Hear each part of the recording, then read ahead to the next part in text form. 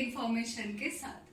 Friends, हमारा जो bank account है वो हमारे लिए सबसे इम्पोर्टेंट है, क्योंकि जब हमारा बैंक अकाउंट खुलता है हम पहला सपना देखते हैं कि एक दिन इस बैंक अकाउंट में ढेर सारे पैसे होंगे। मैं जब भी मेरा डेबिट कार्ड लेके मार्केट में जाऊंगा मुझे शॉपिंग के बारे में इतना सोचना नहीं पड़ेगा। मैं एटीएम से जब पैसे निकालूंगा तो ढेर सारे पैसे निकाल पाऊंगा। इतना बैंक बैलेंस मैं अपना चाहता हूँ। बहुत सारे लोगों का तो ये सपना होता है एक बड़ा बैंक बैलेंस क्रिएट करने का। तो बैंक हमारे जिंदगी का एक बहुत ही जरूरी पार्टनर है। क्यों? क्योंकि वो हमारे जो पैसे है वो जमा करता है और जब हमें जरूरत होती है वो हमें निकालने में हेल्प भी कर देता है। इतना ही नहीं, अगर मुझे मेरे बैंक अकाउंट से मेरे रिलेटिव के किसी बैंक अकाउंट में पैसे डालना है तो बैंकिंग के सिवाय एक अच्छा विकल्प वहां पे मुझे नजर नहीं आता है, और इसीलिए बैंक वहां पे एक बहुत ही क्रूशियल इंपॉर्टेंट रोल अदा करता है एक दूसरे के अकाउंट में पैसे ट्रांसफर करने का। और सबसे जरूरी, बहुत सारे इंडियंस के लाइफ में जब घर होता है या गाड़ी होती है तो बैंक ही तो आता है हमें लोन देने के लिए। यानी बैंक बहुत ही क्रूशियल इंपॉर्टेंट पार्टनर है हमारे जिंदगी का, जो हमारे जिंदगी में हमेशा हमारे साथ चलता है और सही वक्त पे हमें हमारे पैसे कर लोन के स्वरूप में या फिर डिपॉजिट के स्वरूप में या फिर वो हमारी सेविंग अकाउंट के स्वरूप में हमें वो लौटाता है। बैंकिंग में जो काम करने वाले एम्प्लॉइज है उनको काफी नॉलेजेबल माना जाता है। आज भी गांव में बैंक में अगर कोई काम कर रहा है तो उसे बाबू कहा जाता है।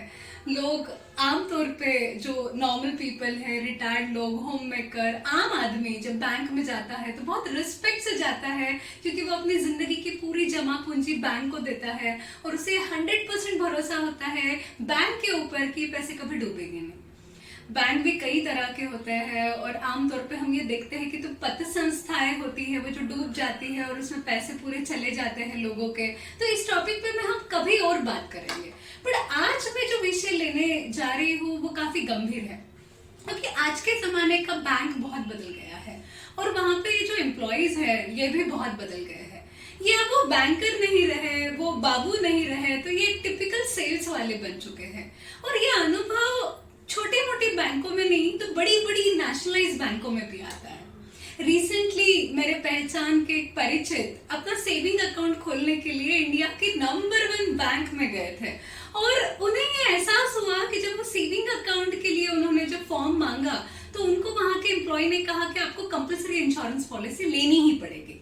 अब सोच के देखिए, अगर एक सेविंग अकाउंट खोलने के लिए भी आपको इंश्योरेंस पॉलिसी अगर लेना पड़ रहा है तो ये कितना गलत वहां पे सेल्स हो रहा है और ये सरासर उल्लू बनाने का एक तरीका है जो हमें रोकना चाहिए बीइंग एन इंडियन।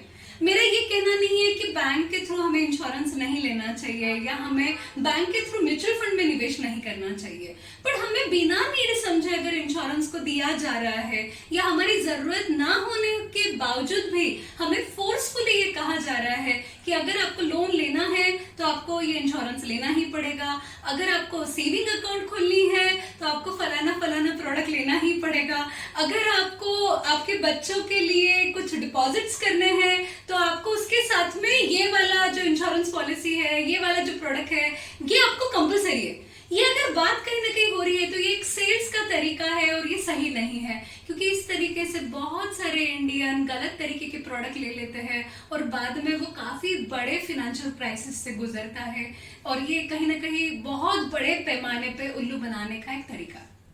तो आपको क्या करना चाहिए जब आप बैंक में जा रहे हो और आपका जो भी काम है, चाहे वो सेविंग अकाउंट खोलने का काम है या आपका कोई लोन लेने का काम है, आप सीधा सीधा वो काम कीजिए।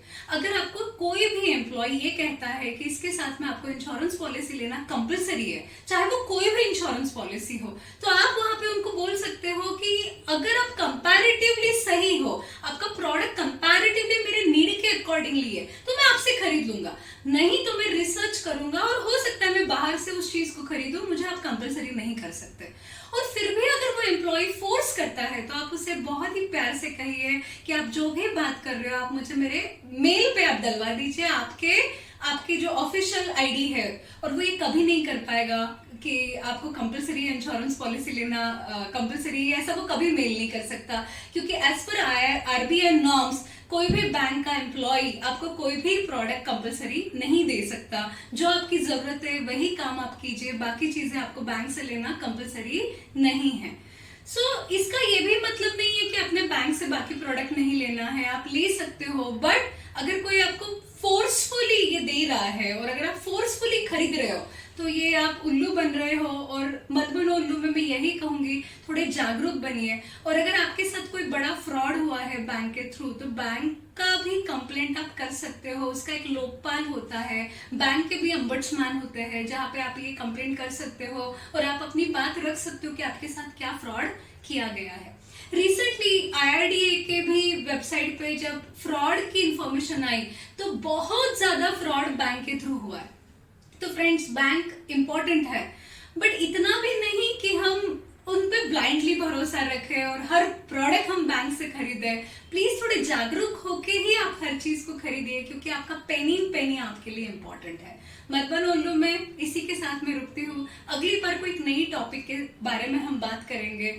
और अगर आपके भी सिमिलर काइंड ऑफ ऐसे एक्सपीरियंस है तो प्लीज आप कमेंट में डालिए, जिससे उन इंफॉर्मेशन को लेके हम और लोगों तक पहुंचेंगे, जिससे भारत में फाइनेंशियल लिटरेसी में हम और आप मिलकर कुछ अच्छा योगदान दें। Thank you so much.